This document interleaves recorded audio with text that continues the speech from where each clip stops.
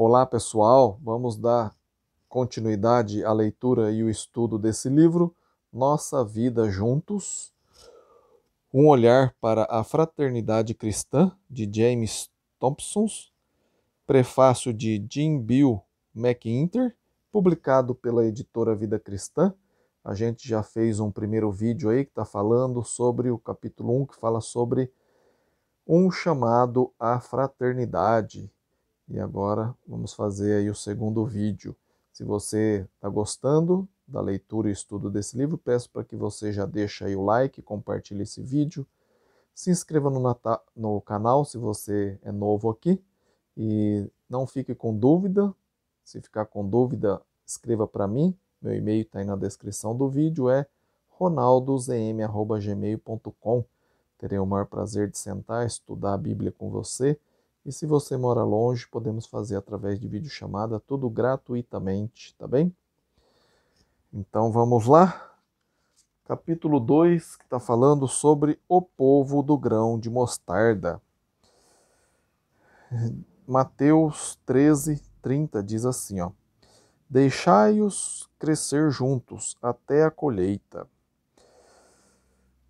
Existe em muitos círculos uma crença bastante divulgada de que há pouca ligação entre Jesus e a comunidade de fiéis que chamamos de igreja, embora ele tenha ensinado muitas coisas úteis. É como se ele tivesse dado lições estimulantes sobre o amor de Deus ao indivíduo. Quando Jesus é visto desse modo, ensinamentos morais como o Sermão do Monte são interpretados como apresentando um estilo de vida para o indivíduo e não uma orientação para a vida na igreja. A mensagem dele sobre o reino não é considerada como aplicando-se a nós como uma comunidade de crentes, mas como indivíduos isolados. Este conceito de que Jesus pode ser separado da igreja tem persistido e se mantido de tal forma que devemos perguntar nesse capítulo, qual a mensagem de Jesus com respeito à comunidade da igreja? Se quisermos compreender o lugar da igreja nos ensinamentos de Jesus, devemos primeiramente lembrar o fato óbvio de que ele era judeu. O menino judeu, nascido em Nazaré, que recebia educação normal ministrada pela sinagoga, ouviu bem cedo em sua vida falar dos planos especiais de Deus para Israel. Jesus, sem dúvida, ouviu sobre o chamado de Abraão e sobre a aliança de Deus com Israel no Monte Sinai. Seus professores devem ter enfatizado que a aliança de Deus não seria feita apenas com indivíduos escolhidos, mas com todo o povo de Deus. É certo que Jesus frequentou regularmente a sinagoga a fim de participar da adoração grupal, onde juntos a recitação das palavras, abre aspas, ouve Israel, o Senhor nosso Deus é o único Senhor, fecha aspas. Jesus, desde a infância, teve uma vida de fé comunitária, e seus ensinamentos parecem ter sido fortemente temperados pela sua educação e sua vida durante os primeiros anos na comunidade. Subtítulo: Reunião. A intenção de Jesus de estabelecer uma igreja fica perfeitamente clara em uma única passagem no Novo Testamento, em Marcos 16:18, depois de Pedro confessar, em Mateus 16:18, depois de Pedro confessar que Jesus é o Cristo prometido, Jesus replica, abre aspas, também eu te digo que tu és Pedro, e sobre esta pedra edificarei a minha igreja, fecha aspas. A palavra original para a igreja é eclésia, um termo significativo para os ouvintes dele, sugerindo sua intenção de construir uma nova comunidade de fé. Os ouvintes judeus se lembrariam de que o Velho Testamento continha várias referências à congregação de Deus. Eles também recordaria que Deus fizera sua aliança no Sinai, com a congregação reunida. Saberia também que sua vida espiritual se concentrava naquela assembleia de povo conhecida como sinagoga, onde se reuniam para a adoração pública. Quando Jesus anunciou sua intenção de construir a igreja, seus ouvintes sabiam que ele não viera para mudar o estilo de vida do povo, aquele de que participava em conjunto. Eles tinham conhecimento de que, da mesma forma em que Deus entrava em aliança com a sua congregação no Velho Testamento, Jesus tensionava estabelecer uma nova comunidade. Subtítulo: O Rei e seu povo.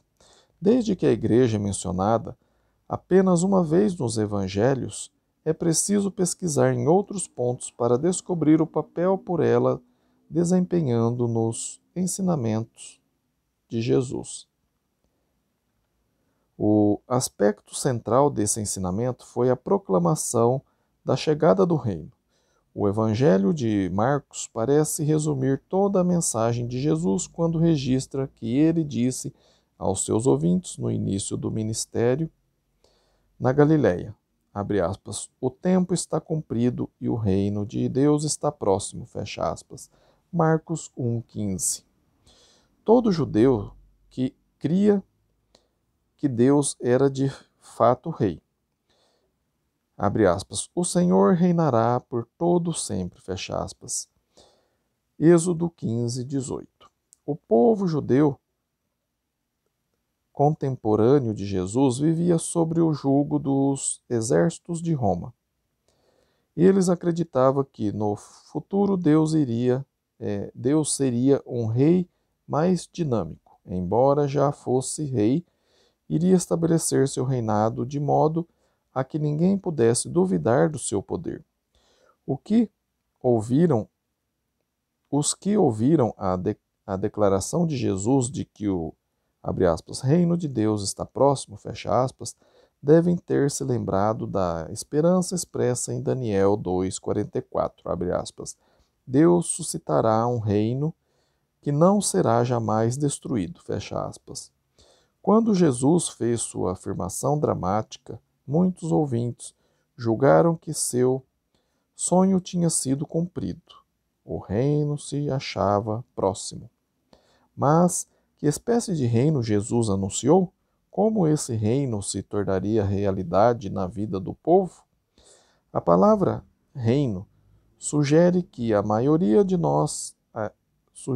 para a maioria de nós a ideia de um território específico ou um estado político. Mas para os ouvintes judeus de Jesus, ela sugeria uma coisa bem diversa. O termo hebreu para reino significava literalmente o reino de Deus, ou o domínio de Deus. Quando o povo pensava no reino divino, eles pensavam no governo exercido por Deus na vida humana. Assim sendo, o reino não é algo que passa a ser construído pelo homem. Trata-se da atividade divina, do domínio de Deus sobre nós. Veja Lucas 11, 22, estabelecendo o seu governo na vida dos homens. Quando consideramos como o reino era importante para Jesus, compreendemos a significação da comunidade de fé nos ensinos dele. O reino jamais acontece num vácuo. Se deve haver um reino, é preciso que existam súditos nele.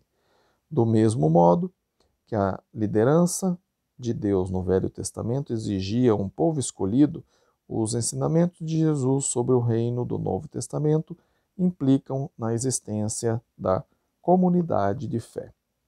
Subtítulo: O povo do grão de mostarda. Que espécie de comunidade Jesus desejava? Quais as leis que regem o seu crescimento? Que tipo de pessoas constituirão o reino?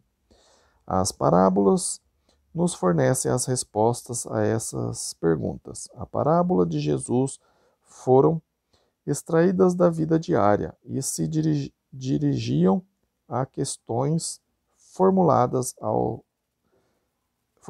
e ao pensamentos e de seus ouvintes. Elas nos fazem perceber os problemas enfrentados por Jesus e seus discípulos nos anos de seu ministério público. Os discípulos não devem ter sido pessoas notáveis pela sua aparência e, portanto, um dos problemas mais sérios enfrentados por eles era a dúvida. Poderia aquele pequeno grupo de discípulos ser realmente um reino glorioso anunciado em tempos idos no livro de Daniel? Não havia líderes comunitários entre eles e nenhum aristócrata. Talvez ninguém tivesse ouvido falar dos mesmos além das fronteiras da insignificante Galiléia. A declaração de Jesus sobre o reino já fora aceita com indiferença e até rejeição. Veja Marcos 6,6, João 6,66. Nesse bando pouco apresentável de discípulos seria realmente o reino? Haveria futuro para tal comunidade? A palavra hebraica para reino significa literalmente o domínio de Deus. Jesus tinha uma resposta para essas dúvidas. Ele comparou o reino de Deus a um grão de mostarda, conhecido pelo seu pequeno tamanho. Os ouvintes conheciam a incrível transformação sofrida pela semente microscópica da mostarda que crescia até tornar-se uma árvore gigantesca, grande o bastante para abrigar ninhos de pássaros entre os seus galhos. Veja Marcos 4, de 30 a 32. Não podia haver melhor analogia para a vida do reino. O grupo de discípulos de Jesus não deixou um rastro de vitória nos primeiros dias da sua missão. Essa comunidade não foi, com certeza, um modelo de poder e glória. Viria ela um dia a transformar-se em uma influência positiva? Sim, disse Jesus, abre aspas, com a mesma certeza que a pequenina semente de mostarda se transforma em enorme árvore, fecha aspas. Que espécie de comunidade de discípulos Jesus descreveu? A parábola da semente de mostarda nos faz lembrar que se tratava de uma comunidade em crescimento. Subtítulo: Um reino destinado a crescer. O reino deveria ser uma comunidade que jamais aceitasse o fracasso. Esta confiança no futuro da mesma é uma parte importante nas outras parábolas de Cristo. A parábola do semeador, Marcos 4, 3 a 8. Reflete as frustrações daquele que semeara a palavra. Ele a semeou no caminho batido, no solo rochoso e em meio aos espinhos. A mensagem do reino de Deus fora, entretanto, sufocada. Jesus concordou com os discípulos no sentido de que nem toda tentativa para semear a palavra teria grande êxito. Mas a parábola do mestre não terminou com a admissão do fracasso. Ele falou também daquele quarto solo que produziu a 30, a 60 e a 100 por um. Marcos 4:8. Da mesma forma, podemos falhar em 3 de cada 4 tentativas, mas existe sempre essa quarta que produz a incrível e farta colheita, a 30, a 60 e a 100 por um. Essa colheita farta faz com que o nosso trabalho valha a pena. Que espécie de reino Jesus antecipava? Seria marcado pelo fracasso? Desistiria quando o sucesso não viesse? A parábola do semeador foi a expressão de absoluta confiança de Jesus, no sentido de que esta comunidade, esse grupo heterogêneo, era realmente o reino de Deus. A comunidade de Jesus estava destinada a crescer. Mas como ela crescerá? O crescimento da mesma depende da perícia organizacional dos seus líderes ou do talento de seus membros? Abre aspas. O reino de Deus, fecha aspas, de Jesus, abre aspas, é como se um homem lançasse a semente à terra, depois dormisse e se levantasse de noite e de dia, e a semente germinasse, não sabendo ele como, fecha aspas. Marcos 4, 26. Nada disso, nada disso. O crescimento do reino não depende apenas do talento dos membros. Não são os homens que o constroem. O fazendeiro planta e cultiva a semente na certeza absoluta de que a colheita depende de Deus. O crescimento do reino depende dele. É ele que dá o aumento.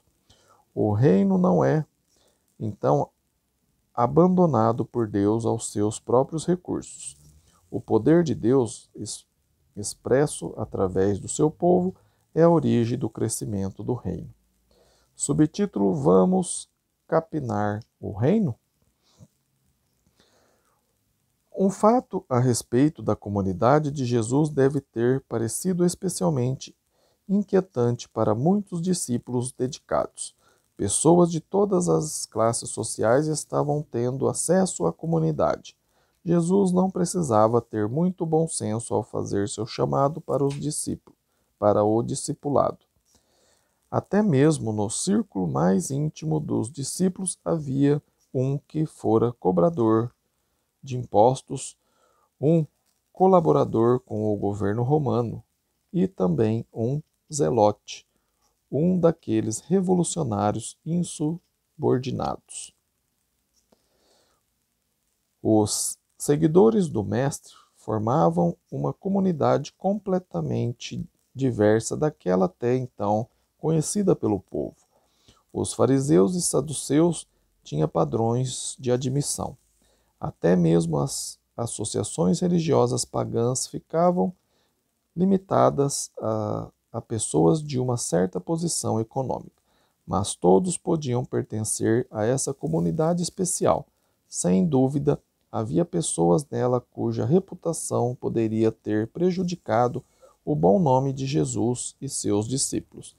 Este fato levava à pergunta óbvia, abre aspas, não seria bom começarmos a podar a comunidade? Não devemos ser mais cuidadosos com relação às pessoas a quem estendemos o convite? Fecha aspas. Foi a esse tipo de questão que Jesus respondeu com a parábola do joio, Mateus 13, 24 a 30. Jesus falou a respeito do desânimo de um fazendeiro ao descobrir, depois de ter plantado as sementes, que um inimigo semeara o joio em meio ao trigo. Os ouvintes de Jesus, familiarizados com os métodos agrícolas, puderam apreciar o dilema. Eles sabiam que, se o fazendeiro fosse eliminar o joio dos campos durante o período de crescimento das plantas, ele teria destruído a plantação inteira. As ervas daninhas, nesse estágio do crescimento, não podiam ser diferenciadas do trigo. Só restava uma coisa a fazer: deixar que o trigo e o joio crescessem juntos até a hora da colheita. Somente então é que os bons e os maus poderiam ser separados. O trigo e o joio representam uma analogia adequada para o reino de Deus. Para os que desejam ser mais cuidadosos em relação às pessoas a serem recebidas no reino, Jesus estava dizendo, abre aspas, deixe que cresçam juntos até a colheita, fecha aspas, Mateus 13, 30. Este foi o seu conselho para que não houvesse uma eliminação prematura da comunidade, quando os sinceros e os hipócritas não podiam ser diferenciados.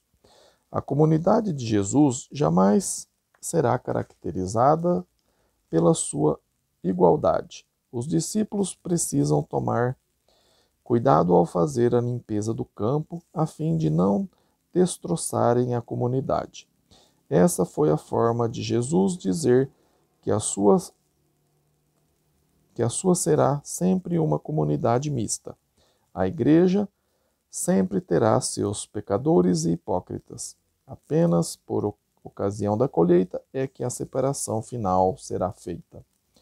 Jesus salientou um ponto idêntico na parábola da rede. Mateus 13, de 47 a 50. Para os que desejavam ser seletivos em sua proclamação, Jesus declarou que não podia ser mais exigente do que uma rede de pesca que, abre aspas, recolhe peixes de toda espécie, fecha aspas. Está lá no capítulo 13, versículo 47. Isso não indica, porém, que os peixes ruins devam ser comidos, mas sugere que a igreja é um misto de bons e maus indivíduos, e Deus é o responsável pela separação final. Subtítulo: Uma fraternidade de pescadores. Quando o povo judeu pensava nas glórias da vida do além, não podia imaginar coisa melhor do que retratar o céu como um grande banquete. Na vida futura, muitos viriam, abre aspas, do Oriente e do Ocidente e tomarão lugar à mesa com Abraão, Isaque e Jacó no reino de Deus, fecha aspas. Mateus 8:11. Na expectativa judaica tradicional, o céu comparava-se a um grande jantar comunitário. Nos ensinos de Jesus, este jantar de confraternização chamava-se em andamento. Achava-se em andamento. Ele anunciou que o reino de Deus estava começando. Lucas 11:20. O banquete nupcial já se realizava no seu ministério. Por causa disso, recusou-se a jejuar por assemelhar-se ao noivo na festa de seu casamento. Marcos 2, 19 e 20. As boas novas do reino foram anunciadas por Jesus e ele convidava o povo para a refeição em conjunto. Mateus 22, 1, de 1 a 14. Lucas 14, 16 a 24. Os judeus sabiam, como sabemos hoje, que a hora da refeição não serve apenas para nutrir nossos corpos, mas também para nutrir nossos relacionamentos. As famílias sabem que a hora da refeição é um período positivo do relacionamento familiar. As relações sociais são frequentemente solidificadas à volta de uma mesa, pois o ato de comer com alguém mostra aceitação e fraternidade. Este fato ficou em evidência na primeira igreja, onde a nova união encontrada em Cristo era geralmente expressa participando de uma refeição comum. Gálatas 2, 11 e 12. Os judeus ficaram horrorizados com o hábito de Jesus de comer com os pecadores, justamente por essa razão. Abre aspas, este recebe pecadores e come com eles, fecha aspas, acusaram os judeus. Em Lucas 15, 2. Para os judeus dos dias de Jesus, o pecador era alguém a ser evitado. O judeu religioso só partilhava uma refeição de fraternidade com os piedosos. A sua crítica mais insistente contra Jesus envolvia exatamente o comportamento dele comendo com pecadores. Mateus 2,16. Foi sem dúvida esta prática que fez surgir a acusação de que Jesus era glutão e bebedor de vinho. Mateus 11,19. Abre aspas, amigo de cobradores de impostos e pecadores, fecha aspas. A parábola do grão de mostarda nos faz lembrar que ela deveria ser uma comunidade em crescimento. Certo erudito bíblico sugeriu que foi a participação de Jesus na mesa dos pecadores que mais enraiveceu os seus contemporâneos e os levou à decisão de executá-lo. Todos os pecadores deviam ser evitados. Os judeus aguardavam, por exemplo, a destruição final dos publicanos, aqueles cobradores de Roma e outros pecadores. Veio então Jesus e os convidou para entrar na comunidade do reino. Ninguém ousava estender o convite, incluindo párias e pecadores, na refeição comunitária. Por que teria Jesus arriscado enfrentar o ódio do povo religioso de sua época, convidando pecadores para participarem da sua mesa? Foi a sua convicção de que, abre aspas, os sãos não precisam de médicos, e sim os doentes, fecha aspas, Marcos 2,17. Quando Jesus comeu com aquelas pessoas, ele estava dando uma demonstração prática sobre a natureza do reino de Deus, pois este não deveria tornar-se um clube exclusivo para os que fossem perfeitos, devendo, todavia, estender perenemente o convite a todos os rejeitados e pecadores. A Igreja pode manter-se leal ao seu Senhor e ignorar as implicações dramáticas da mensagem de Jesus relativa à natureza do reino? O reino iniciado por Jesus é uma fraternidade de cidadãos pecadores, salvos pela graça e empenhados em vencer o pecado. Pode o seu reino ser encontrado hoje onde as pessoas religiosas ignoram aqueles que mais necessitam de médicos? Concluímos aí o capítulo 2, o capítulo 3 vai ser uma casa comunitária.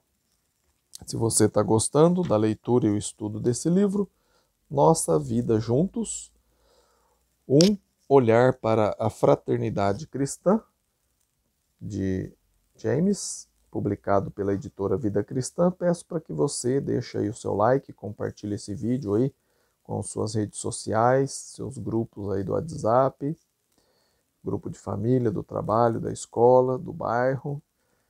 E se ficou alguma dúvida aqui do que eu falei aqui hoje, peço para que vocês escrevam para mim, não fique com dúvida, meu e-mail está aí na descrição do vídeo.